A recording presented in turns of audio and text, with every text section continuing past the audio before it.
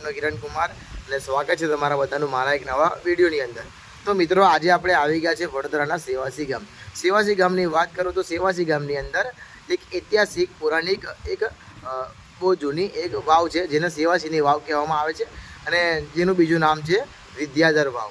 કહેવાય છે કે આ વાવનું નિર્માણ 1500ની સદીની અંદર કરવામાં આવેલું હતું। તો મિત્રો આ આપણે વાવ વિઝિટ આજે કરવા આવ્યા છે તો સાથે મળીને આપણે વિઝિટ કરશું અને વાવ કેવી દેખાય છે એ બધું આપણે જોઈશું મિત્રો। અને હા, જો તમે મારી ચેનલમાં નવા હોય તો ચેનલને લાઈક કરજો, શેર કરજો અને સબસ્ક્રાઈબ કરવાનું ભૂલશો નહીં। ચાલો આપણે વિઝિટ કરશું વાવ।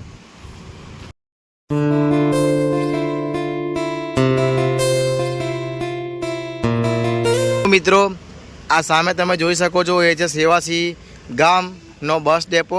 અહીંયા પણ છે ડેપો જેવું બનાવવામાં ચોતરા જેવું આવેલું છે અને આ છે સેવાસી ગામ જવાનો રસ્તો। તમે અહીંયાથી સેવાસી ગામમાં જશો। અહીંયા એક મહાદેવનું મંદિર છે બહુ મસ્ત મજાનું। અહીંયા મસ્ત મજાનો વડ છે, એની નીચે અમે બેઠા હતા, અમને ખૂબ મજા આવી। અને અહીંયા તમે જુઓ તો આ છે સેવાસીની વાવ જે તમે અત્યારે હાલ જોઈ રહ્યા છો મારા વિડીયોની માધ્યમથી। મિત્રો આ સેવાસીની વાવ બહુ જૂની છે, બહુ પૌરાણિક છે, બહુ ઐતિહાસિક છે। કહેવાય છે 1500ની સદીમાં આ વાવનું નિર્માણ કરવામાં આવ્યું હતું। આપણે હવે અંદર જશું, સેવાસી વાવની વિઝિટ કરશું। વાવના ગેટની બાજુની અંદર તમે આવો તો તમને અહીંયા આગળ એમનો જે હિસ્ટ્રી છે, કેવી રીતે બન્યું, કોણે બન્યું, એનું અહીંયા આગળ તમને જાણકારી લખેલી અહીંયા તમને જોવા મળે છે।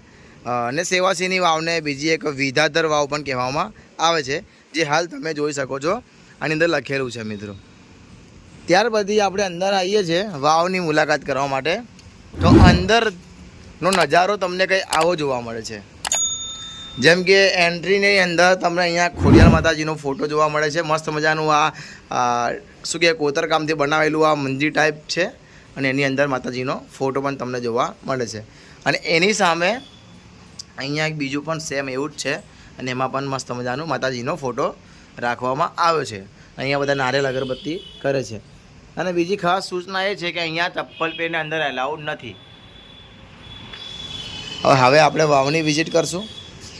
થોડા આપણે આગળ આવીએ ત્યારે તમે જોઈ શકો છો કે હાલ અહીંયાથી તમને વાવ આવી જોવા મળે છે।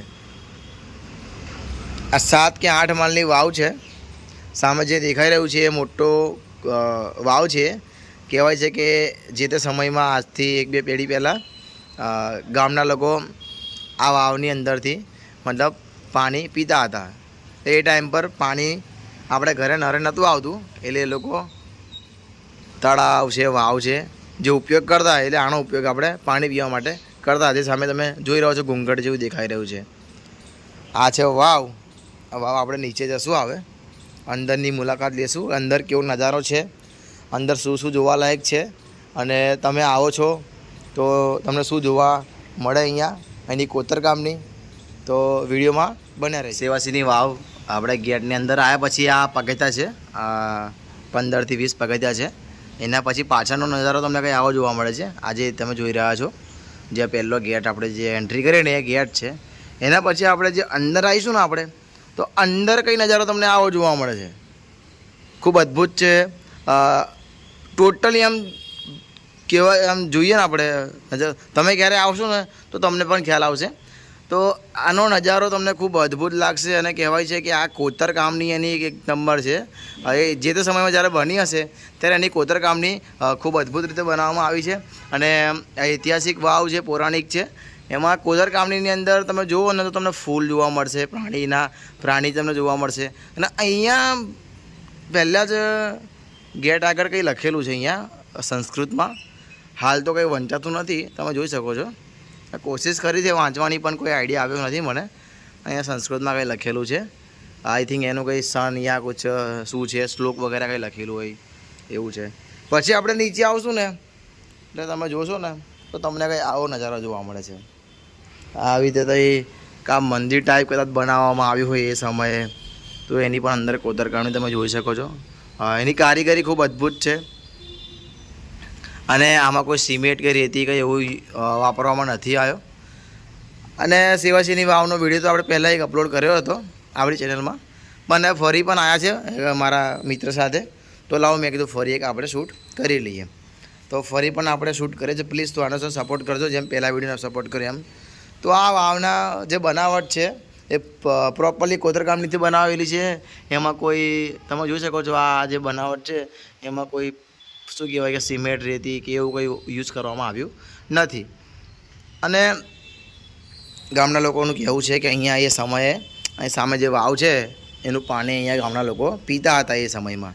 કેમ કે પહેલાં પાણીમાં પહેલાં બોર ને કે એવું હતું નહીં, કે નર ને એવું કંઈ આપણે ઘરે પાણી આવે એવું કંઈ હતું નહીં. તો એ સમયે અહીંયા યુઝ કરતા હતા એનું પાણી. જે સામે તમે જોઈ શકો છો, જે સામે દેખાઈ રહી છે એ છે વાવ. એ ખાસી ઊંડી છે, બરાબર. જેમ પહેલાં વાત કરી કે આની નિર્માણ 1500ની સદીમાં કર્યું, તો 1500ની સદી એટલે હવે તમે જુઓ આજે 500-600 વર્ષ થઈ ગયા છે. પણ 500-600 વર્ષ થયા છતાં પણ અત્યારે આ વાવ એવી ને એવી અડીખમ અહીંયા તમને જોવા મળે છે. અને બીજું પણ કહેવાય છે કે ઉનાળાની સિઝનમાં આ વાવ અહીંયા ઠંડી હવા ફેંકે છે. એટલે ઘણા બધા અહીંયા ફરવા માટે પણ આવે છે, જોવા માટે પણ આવે છે, અને ફોટોશૂટ પણ અહીંયા કરાવે છે. તમે જોઈ શકો છો. હાલ તમે પછી તમે નીચે થોડા આવો છો એટલે તમને આમ મસ્ત નજારો જોવા મળે છે વાવનો. સામે છે, પછી આમ છે, પછી તમે પાછળ જોશો ને તો તમને કંઈ આવું જોવા મળે છે. જોઈ લો.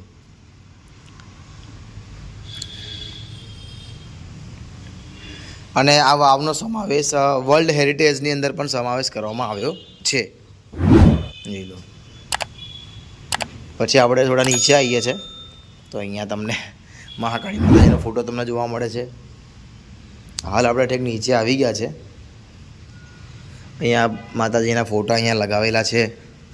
અહીંયા માતાજીની, અંબે માતાજીનું આરતી કે એવું પણ છે.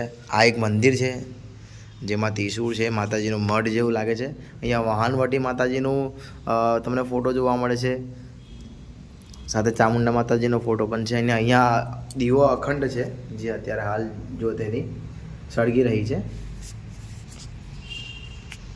મસ્ત મજાનું આ બનાવવામાં આવ્યું છે મંદિર. ઉપર જોઈ શકો છો આવી રીતે કંઈ દેખાઈ રહ્યું છે. આ બાજુ તમે જુઓ સામે, બીજી બાજુ પણ તમને અહીંયા મસ્ત મજાનું મંદિર છે અંદર. અહીંયા પણ અખંડ જ્યોત, શું કહેવાય કે આ જ્યોત એની સળગી રહી છે. સાથે અહીંયા ખોડિયાર માતાજીનો ફોટો છે, એની બાજુમાં પણ માતાજીનો ફોટો છે. અહીંયા ફૂલહાર બધા તાજા જ ફૂલહાર છે. તો રોજ લોકો અહીંયા આવતા હશે, માનતાઓ માનતા હશે. અને માતાજી, જે પણ માતાજી અહીંયા છે, માતાજી અહીંયા બધાની ઈચ્છા પૂરી કરતા હશે. સાથે અહીંયા હવનકુંડ પણ છે, જેમાં હવનકુંડમાં અહીંયા અમુક કોઈ વાર તહેવાર, નવરાત્રિ, કોઈ તિથિ વગેરેમાં અહીંયા લોકો હવન પણ કરતા એવું પણ બની શકે છે. અહીંયા શંકર ભગવાનનું પણ છે કંઈ મસ્ત મજાનું. અહીંયા પણ દીવો સળગી રહ્યો છે. સાથે સાથે આપણે થોડા નીચે આવશું તો ચોમાસાની ઋતુમાં આવો તો થોડું ધ્યાનથી આવો, કેમ કે ચોમાસામાં પાણી પડતું હોય તો લીલ બાજવાથી લપસી પડાય, તો થોડું ધ્યાન આલવું પડે. તમે જોઈ શકો છો વિડીયોમાં, જોઈ લો. હાલ આવું કંઈ દેખાય રહ્યું ચોમાસામાં પાણી ને પત્તા ને બધું. આ ઉપર જોયું તમે, આ જે ઉપરનો નજારો, ઉપર કંઈ આવું તમને જોવા મળે છે. લાગે છે કે 500 વર્ષ જૂની છે એવું છે ને. બાકી એ સમયનું બાંધકામ, અડીખમ ઊભી છે ને વાવ હજુ પણ એવી ને એવી. તો આ છે સેવાસીની ગોત્રીની વાવ. અને જો આ સંસ્કૃતમાં કંઈ લખેલું છે, પહેલાં મેં તમને વાત કરી એમ, પણ હાલ કંઈ ખબર પડતી નથી. જો, અને એની જે આ કોતરકામની છે ને, એ શું કહેવાય કે અત્યારના જે કારીગરો છે ને એનાથી થાય નહીં, એ રીતે બનાવવામાં આવી છે. જેમ કીધું કે પ્રાણીનું પણ તમને એ ચિત્ર જોવા મળે છે. તો હાલ જોઈ લો તમે, આ પણ પ્રાણીનું ચિત્ર અહીંયા પણ તમને જોવા મળે છે. તો ખરેખર અદ્ભુત રીતે આ વાવ છે બનાવવામાં આવી, ઐતિહાસિક પૌરાણિક. નીચે તમને કંઈ આવું જોવા મળે છે. જ્યારે આપણે નીચે આવીએ છીએ ત્યારે લાસ્ટ એનું જે હોય પગથિયું કહેવાય, અને જે લાસ્ટ માળ ઉપર અમે આવી ગયા છે નીચે, તો લાસ્ટમાં પાણી આવી ગયું છે. તમે જોઈ શકો છો હાલ ચોમાસાની ઋતુ ચાલી રહી છે અને પાણી થોડુંક ઉપર આવી ગયું છે. જેમ મેં વાત કરી કે આનું નામ વિદ્યાધર વાવ પણ કહેવાય છે. એની હિસ્ટ્રી એવી છે કે પહેલાંના જમાનામાં વિદ્યાધર વાવ જે આ નામ પડ્યું, તો એમાં વિદ્યાધર નામના એક સાધુ મહારાજ હતા. એમના નામ પરથી આ વાવનું નામ વિદ્યાધર વાવ પડ્યું હતું. બરાબર. ને આ છે સેવાસીની વાવ, ખૂબ અદ્ભુત છે. વગર સિમેટ્રીથી અહીંયા આગળ અટકેલી છે, અડીખમ ઊભેલી છે, તમે જોઈ શકો છો. ઉપરનો નજારો કંઈ આવો હોય છે જોવાલાયક. તમે ક્યારે આવો સેવાસીમાં તો પ્લીઝ મુલાકાત ચોક્કસ લેજો વાવની. લોકેશનની વાત કરું તો વડોદરાના સેવાસી ગામની અંદર, ગામમાં પેસતા જ તમને આ વાવ જોવા મળશે. તો મિત્રો, આ હતી સેવાસીની વાવ.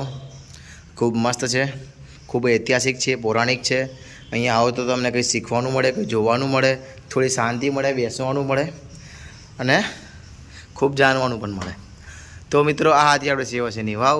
જો તમને મારો આ વિડીયો ગમે હોય, જો તમને આમાં કંઈ મહેનત લાગી હોય મારી, તો પ્લીઝ મારી ચેનલને સબસ્ક્રાઈબ ચોક્કસ કરજો, વિડીયોને શેર કરજો એન્ડ કોમેન્ટ કરજો. અને હા, તમારા ધ્યાનમાં પણ કોઈ એવી પૌરાણિક ઐતિહાસિક કોઈ એવા સ્થળો હોય કે તમે ત્યાં જોયા હોય તો પ્લીઝ મારી આઈડીમાં આ વિડીયોમાં કોમેન્ટ કરજો, જેથી કરીને અમે પણ ત્યાં એની મુલાકાત લઈએ અને તમારી સમક્ષ, અને જે લોકોને નથી ખબર એ લોકોની સમક્ષ અમે વિડીયો બનાવીને મૂકીએ. તો પ્લીઝ સપોર્ટ કરજો ગાઈસ.